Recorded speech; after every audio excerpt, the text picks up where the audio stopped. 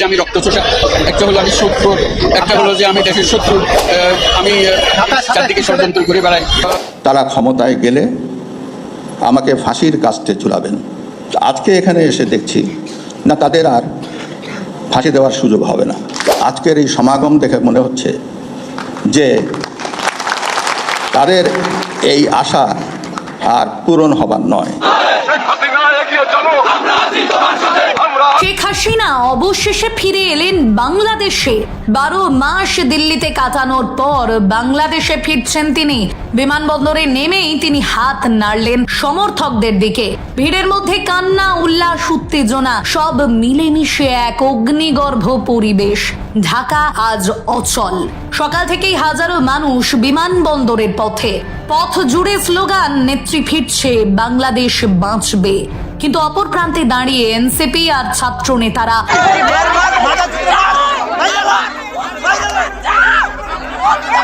দুপুরের পরেই 10 লক্ষ আওয়ামী লীগ অস্ত্র নিয়ে দ্বিগুণ শক্তি নিয়ে মাঠে নামতেছেন। ডক্টর ইউনূসের পতন এবার নিশ্চিত। এইদিকে সমন্বয়কদের যেখানে পাচ্ছে সেখানে পেয়ে যাচ্ছে। হঠাৎ করে একই ঘোষণা দিলেন সেনাপ্রধান। বিস্তারিত জানতে ভিডিওগুলো দেখতে থাকুন। সেনাবাহিনী এখনো যে এই অস্ত্রগুলো সাজানো হচ্ছে, এগুলো বস্তা ভর্তি। ভয়াবহ, রোমহর্ষক এত বড় ঘটনা গত এক বছরে। কেন এক বছরের হিসাব শুধু নয়, অন্তত বলা যায় যে গত 15-16 বছরেও এত বড় ঘটনা ঘটেনি। কালকে রাতে একটা ভিডিও দেখে, খবর দেখে রীতিমতো আতঙ্কিত হয়েছে। আপনার যারা ভিডিও দেখেছেন এবং সেই অস্ত্রগুলো কাছ থেকে দেখেছেন, নিশ্চয়ই চমকে ওঠেন।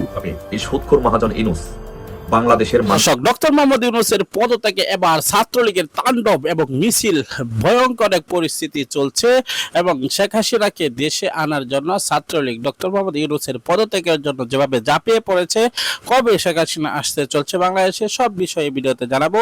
না টেনে একটি লাইক করে ভিডিওটি শেষ পর্যন্ত দেখতে থাকুন। এলেন বাংলাদেশে। 12 মাস দিল্লিতে কাটানোর পর বাংলাদেশে ফিরছেন তিনি। বিমানবন্দরে নেমেই তিনি হাত নাড়লেন সমর্থকদের দিকে। ভিড়ের মধ্যে কান্না, উল্লাস, উত্তেজনা সব মিলেমিশে এক অগ্নিগর্ভ পরিবেশ। ঢাকা আজ অচল। সকাল থেকেই হাজারো মানুষ বিমানবন্দরের পথে। পথ জুড়ে স্লোগান, নেত্রী ফিরছে, বাংলাদেশ বাঁচবে। কিন্তু অপর প্রান্তে দাঁড়িয়ে এনসিপি আর ছাত্র নেতারা গর্জে উঠছে। গণ অভ্যুত্থানের রক্তে লেখা, হাসিনার ফেরা মানি না। মুহূর্তেই দেশ যেন ভাগ হয়ে গেল দুই শিবিরে। রাজধানীর আকাশে টিয়ার সেল, রাস্তায় পুলিশের ব্যারিকেড। প্রশ্ন একটাই, এই ফেরা কি টিকে থাকবে নাকি আবারও শুরু হবে রক্তক্ষয়ী রাজনীতি? হাসিনার দেশে ফেরা কি চোখে দেখবেন দেশবাসী? চলুন আজ আপনাদের টাইম ট্রাভেল করাই। বিমানবন্দর থেকে বের হয়ে হাসিনা সরাসরি গেলেন ধানমন্ডি 32 নম্বরে। সেখানে সমবেত হলো আওয়ামী লীগের হেভিওয়েট নেতারা ওবায়দুল কাদের, হাসান মাহমুদ, জাহাঙ্গীর কবির নানক, দরবেশ সালমান, এফ রহমান। তাদের একটাই বার্তা, আমাদের নেত্রী ফিরেছেন, এবার সময় সংগঠন গোছানোর। কিন্তু রাস্তায় তখন চলছিল সংঘর্ষ। ঢাকার শাহবাগ, চট্টগ্রামের অন্দরকিল্লা, রাজশাহীর মালোপাড়ায় ধাওয়া পাল্টা ধাওয়া। এক বছর আগে যে গণ অভ্যুত্থান হাসিনাকে দেশ ছাড়তে বাধ্য করেছিল, আজ তার উল্টো দিকে দাঁড়িয়ে আওয়ামী লীগ আবারও রাস্তায় শক্তি দেখাতে শুরু করলো। হাসিনা ফিরেই ঘোষণা দিলেন, আওয়ামী লীগ আবার জনগণের দলে পরিণত হবে। পুরনো কর্মীরা জেগে উঠলো। শহর থেকে গ্রাম, প্রতিটি ওয়ার্ডে সভা সমাবেশ শুরু হলো। আওয়ামী লীগের ভাষণে ফিরে এলো পুরনো স্লোগান, বঙ্গবন্ধুর কন্যা ছাড়া বাংলাদেশ অচল। কিন্তু দেশের বড় অংশ এখন এনসিপির সঙ্গে। ডক্টর ইউনূস আর তার তরুণ ছাত্র নেতারা গত এক বছরে মানুষের মনে সংস্কারের স্বপ্ন দেখিয়েছে। তারা বলছে, এই ফেরা মানে অতীতের অন্ধকারে ফিরে যাওয়া। ঢাকার রাস্তায় একদিকে আওয়ামী লীগের মিছিল, অন্যদিকে এনসিপির স্লোগান। পুলিশ মাঝখানে দাঁড়িয়ে কেবল ব্যারিকেড দিচ্ছে।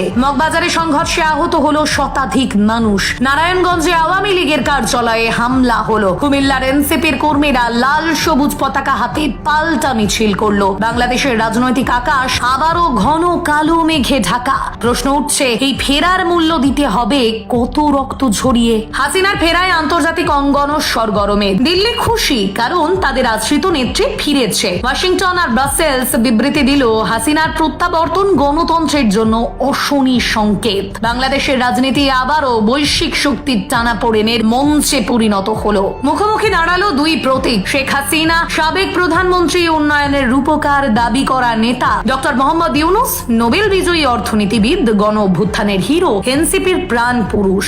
এক পক্ষ বলছে হাসিনা ছাড়া দেশ চলবে না, অন্য পক্ষ বলছে হাসিনার ফেরা মানে অতীতের দুর্নীতির ছায়া। বাংলাদেশ আবারও বিভক্ত। অতীত বনাম বর্তমান, উন্নয়ন বনাম সংস্কার, আবেগ বনাম পরিবর্তনের রাজনীতি। হাসিনা বুঝলেন ক্ষমতায় ফেরার পথ সহজ নয়, তবুও কৌশল সাজালেন। গ্রামে গ্রামে পুরনো ঘাঁটি পুনর্দখল, প্রশাসনের প্রভাব ফিরিয়ে আনা, আদালতে মামলার জট খোলার চেষ্টা। একই সঙ্গে তিনি আবার জাগাতে চাইলেন বঙ্গবন্ধুর আবেগ। বললেন আমার ফেরা মানে আওয়ামী লীগের ফেরা, বাংলাদেশকে নতুন করে বাঁচানো। কিন্তু মানুষ কি আবার সেই আবেগে সাড়া দেবে, নাকি তারা বলবে আমরা নতুন নেতৃত্ব চাই, পুরনো মুখ নয়? ঢাকা বিমানবন্দরের উত্তেজনা, রাস্তায় সংঘর্ষ, আন্তর্জাতিক প্রতিক্রিয়া সবই যেন চোখের সামনে ভেসে উঠল। কিন্তু মনে রাখবেন, এটা কোনো বাস্তব খবর নয়, এটা কেবল একটি রূপক গল্প। তবে রাজনীতিতে অসম্ভব বলে কিছু নেই, যা আজকে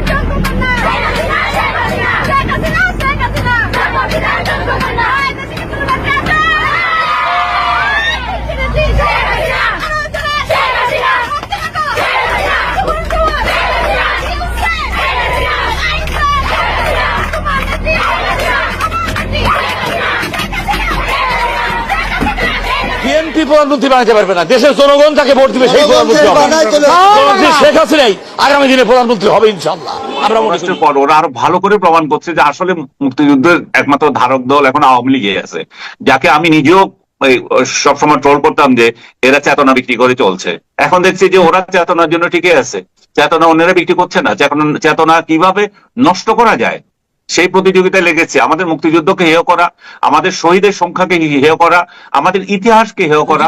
মুর্দাবাদ এই বিভিন্ন ধরনের কথা বলছে। মুজিববাদ মানে বাংলার স্বাধীনতা, মুর্দাবাদ বলে বাংলার স্বাধীনতা থাকে না। হ্যাঁ, এটা অনেকের নিজস্ব, আমার মতো মুজিববাদ মানে বাংলার স্বাধীনতা। গোপালগঞ্জ শেখ মুজিবের জন্মভূমি, ওখানে আওয়ামী লীগের বেশি, এটা স্বাভাবিক। জিয়াউর রহমান বগুড়া তার জন্মস্থান, খালেদা জিয়ার ফেনী জন্মস্থান, এই স্বাভাবিক। তার জন্মভূমি, তার ওখানে প্রভাব থাকবে, এমন কোনো কথা বলা উচিত না। তাহলে মানুষ ওখানে সেলিব্রেট গ্রো করবে। রাজনৈতিক অধিকার সবাই আছে, সবাই রাজনীতি করতে পারে বাংলাদেশের মানুষ, কিন্তু কোথাও কোনো উস্কানিমূলক কথাবার্তা বলা, এটা মানুষকে দাবিত করে। মূলত এই সংঘর্ষের প্রধানতম দায়ী কে? ওখানে তারা গেছে, বর্তমানে যারা নেতৃত্ব দিচ্ছে তারাই দায়ী, এছাড়া তো লোকে দেয়। কেন এনসিপি দায়ী? তারা যে কথাবার্তা বলছে, মুজিববাদ মুর্দাবাদ, বঙ্গবন্ধুর বিরুদ্ধে কথা বলছে, সাধারণত এই কারণে সেন্টিমেন্ট করে হয়েছে। আমার মনে হয় নিষিদ্ধ। আওয়ামী লীগ নিষিদ্ধ থাকবে না, কারণ আওয়ামী লীগ হচ্ছে সবচেয়ে প্রধান পার্টি। কারণ আমি বিশ্বাস করি যে আওয়ামী লীগই আসবে, আওয়ামী লীগই হবে, এটাই ইনশাআল্লাহ। আওয়ামী লীগ যদি আগামী নির্বাচনে না থাকে কিংবা অংশগ্রহণ না করে, সেক্ষেত্রে কি করবেন? সেক্ষেত্রে নৌকায় ছিল দিয়ে ছেড়ে দেব।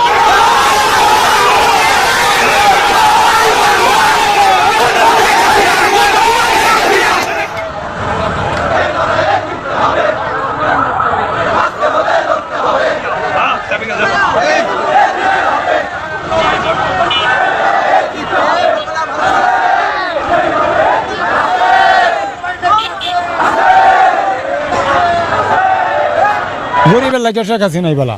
আগে মনে করেন 12 মার্চে আধা বেলা 700-800, এখন তো মনে করেন হারা দিনে 300 মানুষ যায় না। এমন পরিস্থিতি হওয়ার কারণ কি? যখন শেখ হাসিনা ছিল তখনই ভালো ছিল। শেখ হাসিনার সময় মনে করেন আধা বেলা মারিয়া লাইছি 1800, আর এখন তো হারা দিন আমার তারি না 400। কারণ জনগণের লাগে শেখ হাসিনাই ভালো ছিল, গরিবের লাগে শেখ হাসিনাই বেলা। চাঁদাবাজি চিন্তায় অত্যন্ত বাড়ছে। আগে দুধে থাকতো 1%, এখন বাড়ছে 100%। পুলিশ মনে করেন যে দল আইয়ে ওই দলের কথাই কয়। সকালকে মনে করেন দেখে শাহবাগে থেকে এক যাত্রী লয়ে দেখেছি 1 লক্ষ টাকা লইয়া ওই যে চিন্তাকারী টেহা লয়ে গেছে গা। কোনো এখন বর্তমানে নিরাপদ নাই, রাস্তাঘাটে কোনো চলাফেরার কোনো নিরাপদ নাই। আমরা আর ডক্টর ইউনূস আমাদের বাংলাদেশের হইল শত্রু। এখন বর্তমানে আমাদের বাংলাদেশের শত্রু হয়। ছাত্র মনে করেন টাকা পয়সা খায়া ওরাই মনে করেন চাঁদাবাজি শুরু করছে। ছাত্র জনতাই মনে করেন এই দেশের চোর। দেশের মধ্যে আসি না আগে কি চোর, এখন আইছে কি দেশ বড় ডাকাই। আগামীতে আবার কোন দলকে ক্ষমতায় দেখতে চান? আমরা আবার এই আওয়ামী লীগই দেখতে চাই। আওয়ামী লীগ কেন দেখতে চান? গরিবের পরিবেশ ভালো। আওয়ামী লীগ মনে করেন এমপির আমলে কামাইছে কত 300 টাকা মন ধান, 50 টাকা রুজ কামলা, 5 দিন লাগছে মনে করেন 1 মন ধানের টাকা কামাইলে, আর আধা বেলা কামাই লাইছে মনে করেন 1 মন ধানের টাকা। আওয়ামী লীগ থাকতে আওয়ামী লীগের লাগে মনে করেন সাধারণ জনগণের লাগে ভালো। আওয়ামী লীগের তো নিবন্ধন বাতিল হয়েছে, তারা তো নির্বাচনে অংশগ্রহণ নিতে পারবে। আমরা কেন্দ্রই যাব না, আমরা কেন্দ্র গিয়ে কি করুম? ওইটি তো আরো বেশি চোর। ওরা বুদ্ধি আমরা এই দেশে কি করুম? ওই দেশের আওয়ামী লীগের দরকার। 1 বছর থেকে আওয়ামী লীগ সরকারকে সরাই দিয়ে দেশের অবনতি হয়েছে, উন্নতি হয় নাই। কেন আমরা ভালো চলতে পারছি আওয়ামী লীগ সরকার থাকতে। সব কাজের গতি আছিল, সব কাজ কাম হয়েছে, আমগর ইনকাম ছিল, চলতে পারছি ভালো। এখন ইনকাম নাই, কাজ কামের গতি নাই। এইভাবে চললে আমাদের মতো গরিব যারা এরা বাঁচতে পারবো না, না খেয়ে মরতে। আমি একজন অভাবী মানুষ হিসেবে আওয়ামী লীগ সরকারকে আবার চাই। আমি বাংলাদেশে যে প্রশাসনের যে একটা কার্যক্রম এটা নাই, কোনো কিছু পরিবর্তন হয় নাই। রাস্তাঘাট সব ভাঙ্গাচোরা, রাস্তাঘাটে চলা যায় না। যাত্রাবাড়ি ঢোকার রুটটা প্রায় 1.5 মাস যাবত বন্ধ, ভাঙ্গা, কোনো কাজ করে না। ছাত্র জনতার কাছে আশা ছিল যাতে আমরা ভালোভাবে চলে করে খাইতে পারি, নিজের স্বার্থ নিয়েই আছে। আর ওই ছাত্র জনতা এই সাদা আছে। এখন আওয়ামী লীগ নির্বাচন অংশগ্রহণ করতে পারে, সবচাইতে ভালো হইব। আওয়ামী লীগ সরকার ছাড়া এই বাংলাদেশ চলা খুব কঠিন। এখনকার হিসাবে এর চাইতে আওয়ামী লীগের সময় ভালো আছিল। আমরা সাধারণ জনগণ, আমরা কাজ করে খাই, এই কাজের ভিতরেও বাধা। গাড়িটা চালাই খাই, এ তো পরিশ্রম করে খাই, এটারেও ঠিক মতো চালাইতে দেয় না। দেশটা ধ্বংসের পথেই যাচ্ছে। এখন দেশের যেহেতু কর্মকর্তা নাই, দেশ চাল ঠিক চলতেছে না। ঠিক আছে, যে যেমনে পারতাছে, যার যেরকম খুশি ওই রকমই চলতেছে। গাড়ির জমা হলো 420 টাকা। ঠিক আছে, গাড়ির জমা দিলে হয়তো 200, 250, 300 টাকা থাকবে। 200, 250, 300 টাকা সংসার চলে না, 4 জন মানুষ খাবার। আগামীতে পোলাপানের মানুষ করা খুব কঠিন হয়ে যাইব। ওদের খাওয়াই পড়াই বাঁচানি খুব কষ্ট হয়ে যাইতেছে। লেখাপড়া তো পরের কথা, 2 বেলা ভাত যে খাওয়াবো ঠিক মতো, এই খাওয়ানির মতোই হইতেছে। একটা হলো যে আমি রক্তচোষা, একটা হলো আমি শত্রু, একটা হলো যে আমি দেশের শত্রু, আমি চারদিকে ষড়যন্ত্র করে বেড়াই। তারা ক্ষমতায় গেলে আমাকে ফাঁসির কাস্টে ঝুলাবেন। আজকে এখানে এসে দেখছি না, তাদের আর ফাঁসি দেওয়ার সুযোগ হবে না। আজকের এই সমাগম দেখে মনে হচ্ছে যে তাদের এই আশা আর পূরণ হবার নয়। রাষ্ট্রপতি শাহাবুদ্দিন চুপ্পু সাবেক প্রধানমন্ত্রী শেখ হাসিনার মন্ত্রিত্বকালে নিয়োগপ্রাপ্ত। আর এজন্যই গণ অভ্যুত্থানের মুখে শেখ হাসিনাকে দেশ ছাড়তে বাধ্য করার পরপরই রাষ্ট্রপতিকে নিয়ে নানাবিধ ষড়যন্ত্র করেন সমন্বয়ক ও উপদেষ্টা সহ বিদেশি ষড়যন্ত্র। চুপ্পু সাহেবকে বলতে চাই, এখনো সময় আছে। বঙ্গভবনের বিলাসিতা ছেড়ে আপনিও আপনার নিজের রাস্তা দেখে নিন। তবে সকল ষড়যন্ত্রকে রুখে দিয়ে রাষ্ট্রপতি বলেন, আমি বঙ্গবন্ধুর সৈনিক, আমি এই বঙ্গভবনে টপকে পড়ি নাই। রাষ্ট্রপতির এমন বক্তব্য মুহূর্তে ঝড় তোলে সামাজিক যোগাযোগ মাধ্যমে, যা ওই মুহূর্তে ভীত সঞ্চয় বোধ করাই সমন্বয়ক ও উপদেষ্টাদের। আমি রাজপথ থেকে বঙ্গভবনে এসেছি, আমি হঠাৎ করে টপকে পড়ি নাই বঙ্গভবনে। রাষ্ট্রপতি এখন পর্যন্ত সরকারের সাথে জনগণের সাথে, কাজী তিনি যতক্ষণ সরকারের সাথে জনগণের সাথে আছেন, আমরাও তাকে। প্রিয় দর্শক, সম্পূর্ণ ভিডিওটি দেখলেন, বুঝতে পেরেছেন ভিডিওটি গুরুত্বপূর্ণ। শেখ হাসিনা দেশে আসবে, আর ইতিমধ্যে ছাত্রলীগ যে তাণ্ডব শুরু করে দিয়েছে, রীতিমতো সকলকে অবাক করে দিয়েছে। আমরাও রীতিমতো অবাক হয়েছি। এবার হঠাৎ করে ছাত্রলীগ অ্যাকশনে নেমে পড়ার কারণ কি? নিশ্চয়ই কোনো একটি নির্দেশনা পেয়েছে ভারত থেকে। শেখ হাসিনার নির্দেশে কিন্তু ইতিমধ্যে একটি আত্মগোপনে আছে সকল দল, কিন্তু সেই আত্মগোপন বেশি দিন থাকবে না। অচিরেই তারা আবার ঝাঁপিয়ে পড়বে আন্দোলন এবং মাঠে। রীতিমতো সব বিষয় আমরা পর্যবেক্ষণ করছি। অবশ্যই আমরা চাই পরবর্তীতে সকল বিষয় আপনাদের কাছে তথ্য তুলে ধরবো। তাই লাইক করে, ভিডিওটি শেয়ার করে, অবশ্যই সাবস্ক্রাইব করে পাশে